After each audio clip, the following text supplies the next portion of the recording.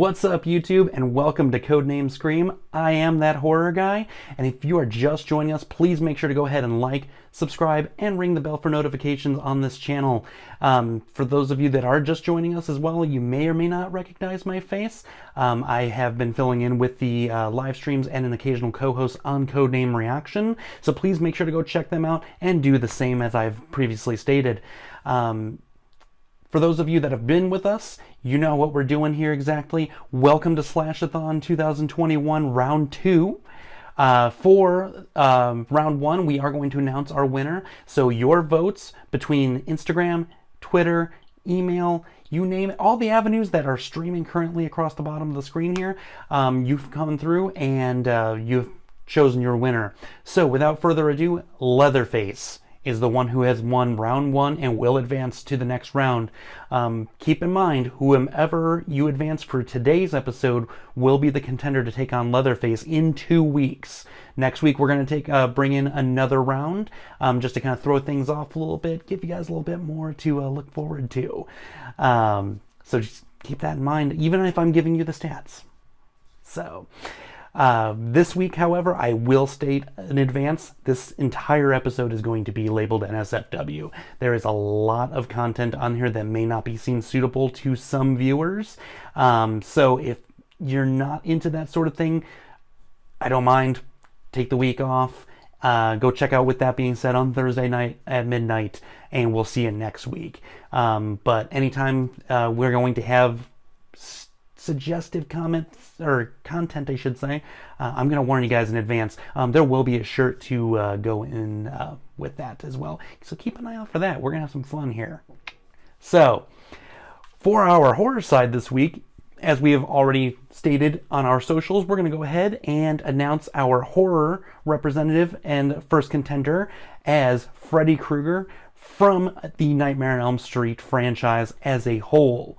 And representing our true crime terrible person, I will bring out Pogo the Clown, or as everyone else will know him as, John Wayne Gacy, arguably the most notable serial killer in American history. So what we're going to do here is we're going to discuss Freddy a little bit, touch base on Gacy, and then we're going to go down into the points breakdowns. Now, there has been some requests from viewers as to how the points are decided upon. I will be releasing a video here shortly to break it down a little bit more for you guys. We're not going to take up valuable time during the main episodes. So keep an eye out for that. It'll explain everything. It'll all make sense. Or maybe it just makes sense to me. Either way, I guess we'll see, right? But, so, Freddy Krueger came to us in 1984 in the Wes Craven classic A Nightmare on Elm Street. He has then gone on to have 7 additional films in his franchise, one of which was a reboot of the 84 original. I would go as far as to say as Freddy probably being the most notable and most influential of horror characters, bar none. People that don't even like horror know Freddy right off the bat. They know everybody kind of, but they know Freddy. They know something about him. So I would go, he's definitely the most known. In his franchise, he's got 39 confirmed kills, and we didn't really necessarily see his backstory until around Part 3, Dream Warriors, which between Dream Warriors and the original 84, I can't decide which one I would go for as my favorites. So in my top 5 of all time, those two share a slot. They're both fantastic in their own right. But that's why we're only going to cover Freddy as kind of a blanket whole. In the first episode, we discussed Leatherface just solely on the 74 original. But that's how we're going to go with matchups.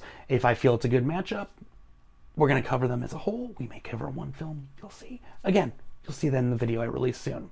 But Freddy is the bastard son of 100 maniacs, also known as the Springwood Slasher. In Part 3, we did get a little bit more of his back history, and in his history, his mother was a nun that worked at a psychiatric facility, was accidentally locked in over a holiday weekend, where she was then beaten, raped, and tortured by the inmates. When she was found pregnant, And that is why he's known as the bastard son of 100 maniacs. It would not be able to have been determined who was the father at the time based off of the hundreds of people that were involved in this. It's a terrible situation to have been in.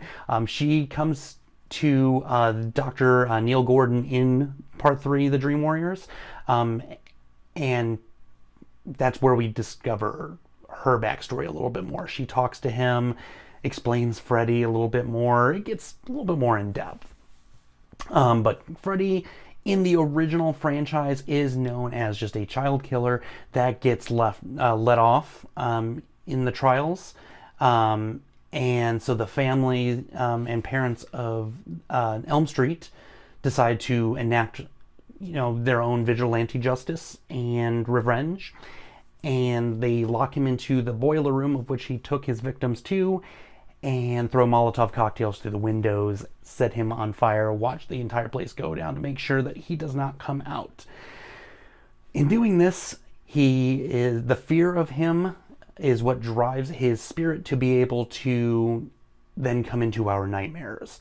And what he does to us in our nightmares happens to us in real life. So he is 100% invulnerable in our dream state, which makes it absolutely terrifying to go to bed at night. I know when I first came across Freddy as a child, the thought that I may not be able to wake up again if something happened in my dream was terrifying. And as you get older, and even in the reboot, they kind of touch base on it being the actual psychiatric side of things, which was really fascinating.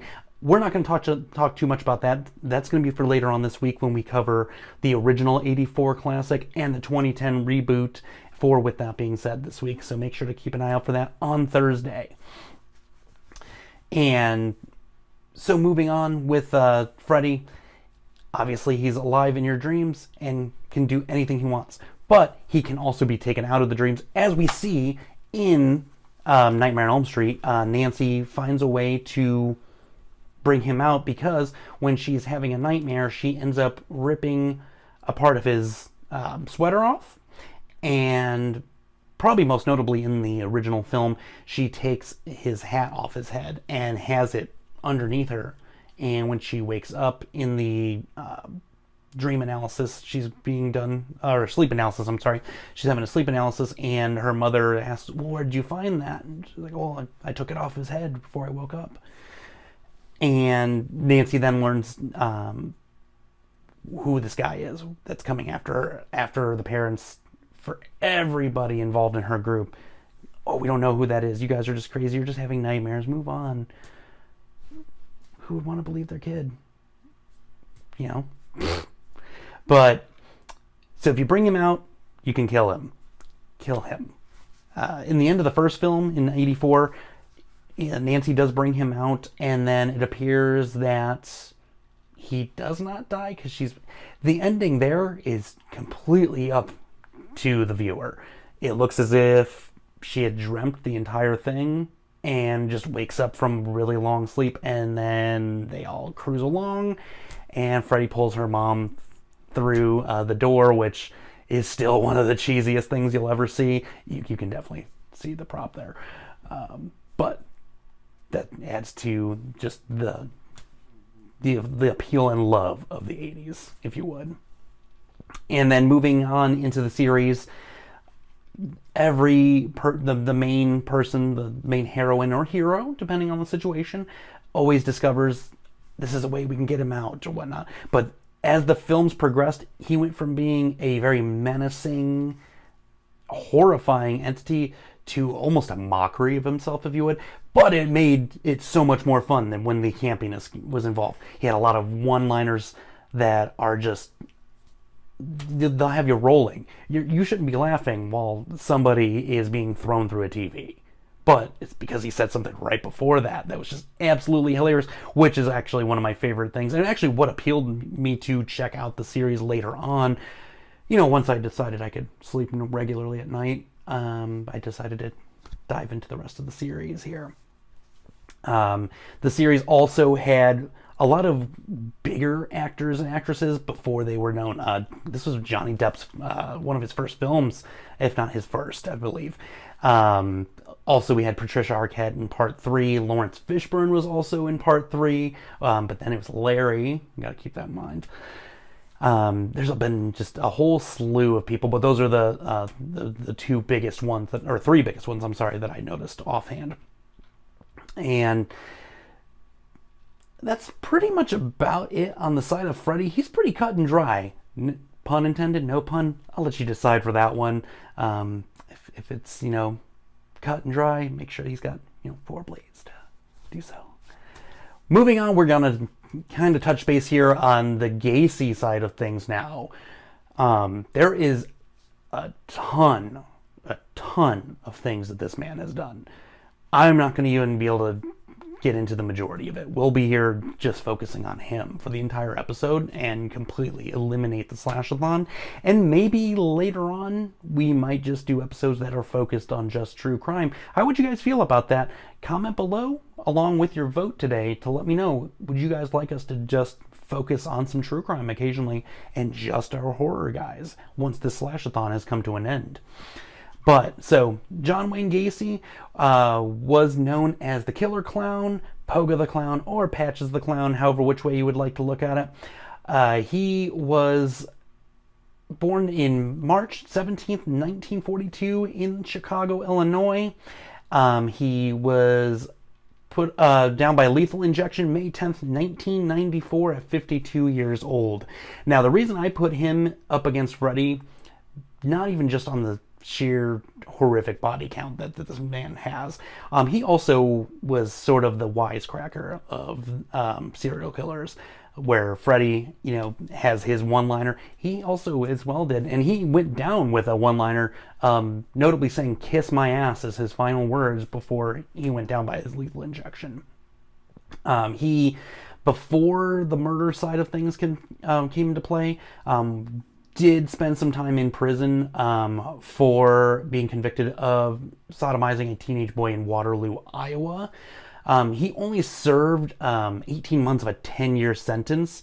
This was in 1968, and he was the model prisoner. So that helped a lot for why he was able to get out as quickly as he did. And when we came into 1972 is when his murders came into play. He was convicted for 33 murders, the most by one individual tried in the United States. He's convicted for 33 murders, possibly up to 45 victims. The 33 are the only ones he was actually tried for. When it came to the additional, he actually has been quoted to have told the police, well, that's your job to find them. So he had zero remorse whatsoever. There was no way he was insane when it came to trial. He was of sound mind. He didn't go into a haze similar to like what Gain had in episode 1 that we had discussed, where he kind of went into this haze, didn't know what he was doing type of thing.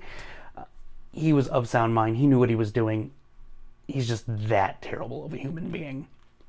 He did have a very alcoholic, abusive father figure, and his mother was kind of like the protector, if you would, when he was growing up. And so that, I believe, is what drove him to just be so just menacing and just brutal with everything he did. That was what he was accustomed to growing up. He watched his mother get beaten repeatedly. Anytime she tried to shield one of the boys from being abused, she got it just as badly from the father, if not, worse in some cases. He was verbally abused by his father on top of the physical abuse. I won't go into the specifics of things that he says here. Yes, we labeled it NSFW, but certain things I feel need to be left out. And some of the things that he has gone on record to say his father has said, I'm not willing to repeat here. You're more than welcome to go and look this information up. It is everywhere. But the man was an outstanding citizen, which makes this all the more terrifying. He was involved in his community, and he owned businesses and hired, local high school students and whatnot. He did the whole Pogo the Clown or Patches the Clown stint working at children's hospitals, events, sort of that. So he was an everyday man. He owned a business, the PDM contractors, and in '72 his first murder happened January 3rd with Timothy McCoy. The leading up to that situation, from what has been told in trials and whatnot, was that he awoke to seeing Timothy in his doorway holding a kitchen knife.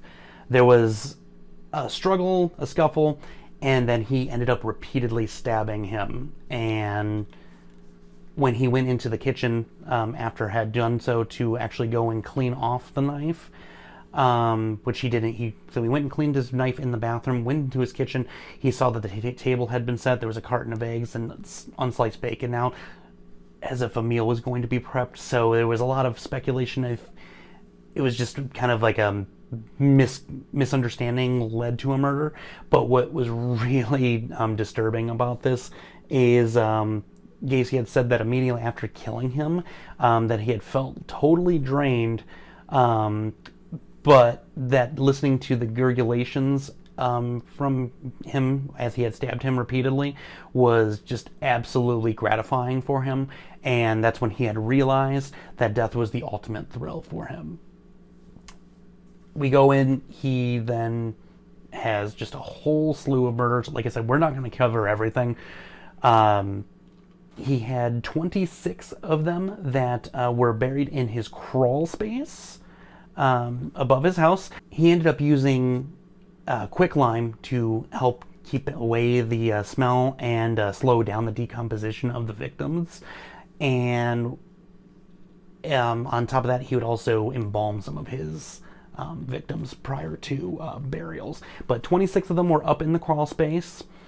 He also used the Des Plaines River out in the suburbs of Chicago to actually dump some of the bodies as well. That's where he dumped another 5 bodies, 4 of which were actually recovered. But there's just a whole absolute just mess of things. When he ended up, the only reason he ended up getting caught the way he was is there was the murder of Robert Pist in 1978 in December. That was what ended up getting him caught long term. He had murdered Robert, and what was another disturbing factor of this murder was the fact that he had, as he did with all of his other victims, had bound Robert Pist to a chair. He also used his tourniquet to kill him, as he did with all of his other victims. But he had handcuffed him and said, "I'm going to rape you and you can't do anything about it." And stated that he had actually taken a phone call from a business acquaintance while the victim had been dying on his bedroom floor. It's just the absolute level of just no remorse for this man is just incredible. I didn't know a lot of the things that he had done in specific leading up to the research for this episode. I'd been aware. I'd seen some of the made-for-TV and films of him that they had made, but not to the level of research once it came into this. And just some of this just blew my mind. And like I said, there is a whole mess of things you can use for research as well. Google, there's books, there's multiple documentaries. There are films that actually are pretty close to the actual situations. There was one, 8213 Gacy House, was done like a paranormal activity thing. So obviously that one's not going to count there. But when the man was tried, so he was in the middle of a civil suit, went to his lawyer's office, apparently looked disheveled, and picked up a paper about Robert Pist being missing and said, "This boy is dead, he's in a river." Proceeded to get drunk and just go on an entire tangent to his lawyer and the team about the fact that he had been the judge, jury, and executioner of multiple people, and that he wanted to do the same for himself, and that he repeatedly used his rope trick which was the tourniquet that he used with his victims. He actually positioned it as the last trick and told them, here's your rope trick, before killing the people. So there was part of that wisecracking side of things. And even leading up to before he gets arrested, he was being there was surveillance on him by police officers. He started mocking them at points, inviting them to have dinner, drinks, you name it. He was aware he was being followed, but it was when the Robert Pist situation came into play is when he got caught, and they used his confession, locked him up for it, and we went into just a long, arduous trial moving forward from there,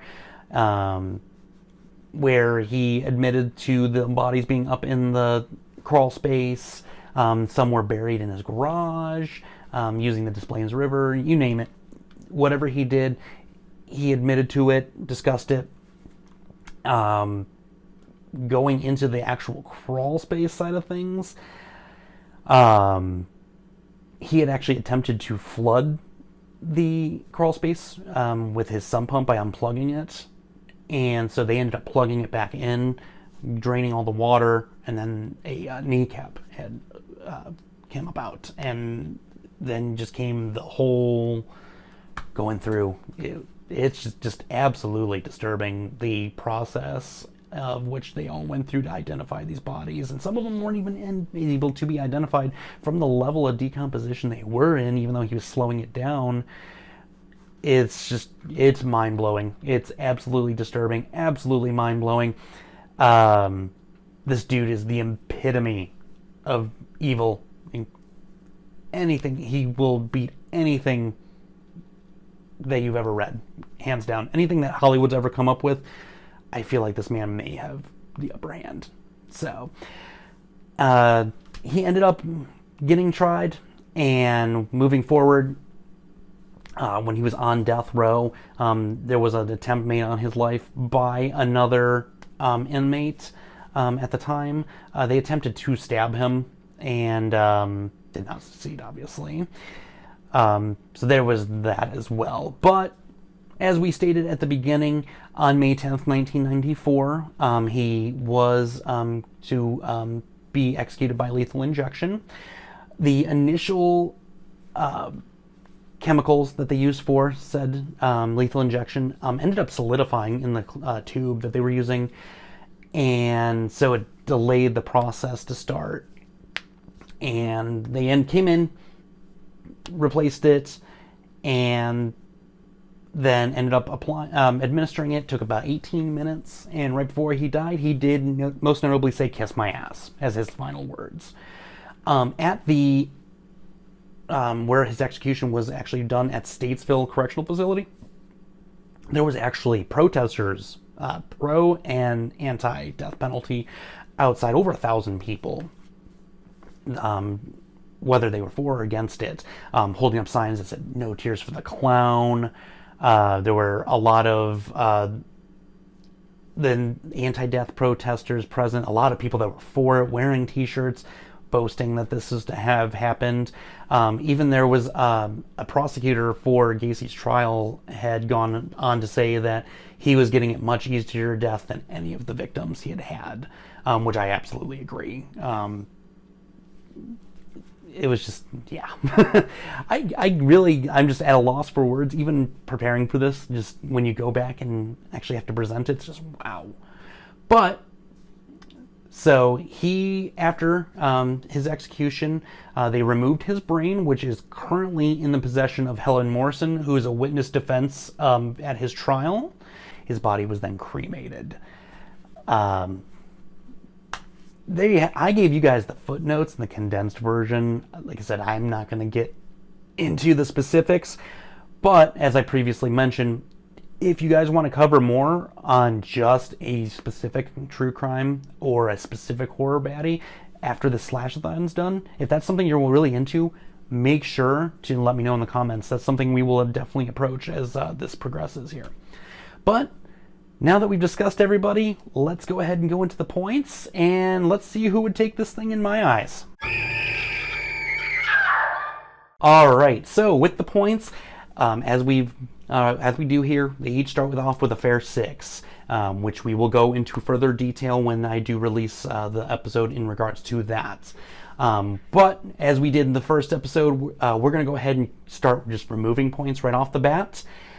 To start, Gacy's losing 1 point, but because of this, Freddy's losing 2. Now, why is Freddy losing 2 points to the 1? Well, this is in due part of the survivor side of things. Freddy had multiple survivors over multiple films. I didn't think it was fair to take away a point per survivor, but the fact that there was multiples involved, you're losing 2 just for that, buddy. Gacy did have 1 during the murder side of things, but he had 1 getaway.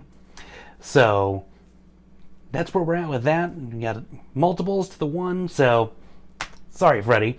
Next, we're going to take away a point from them each again. Sorry, Freddy. Sorry, Gacy. And this is due in part to they both were actually caught for their crimes. Obviously, that's going to happen with a serial killer. Duh. But in this case, Freddy was actually caught. And this is... Obviously, he was let off in the storyline. But fact of the matter is, he was caught. There was a murder weapon. You know what? That's what's going on here. So, that's where we're standing currently as far as points are concerned. Next, we're going to take away 1 more point. Sorry, Freddy. We're losing another one. This is due in part, he had a weakness, if you would. Gacy shows no remorse. He does exactly what we stay in this channel, which is follow through. We've discussed how important follow through is here. The man was convicted. He was just absolutely terrible human being. And Freddy, yeah, you have the ability to get pulled out, man. You don't have home field advantage anymore. Sorry to you. You're losing points there. You can't take on that. So that's where we're at here. Obviously, with how I discussed with the points between the two here, obviously the winner here would be Gacy. Hands down, no doubt. And that's just... There are no words to describe just how exactly to feel once you've done the research on Gacy in depth.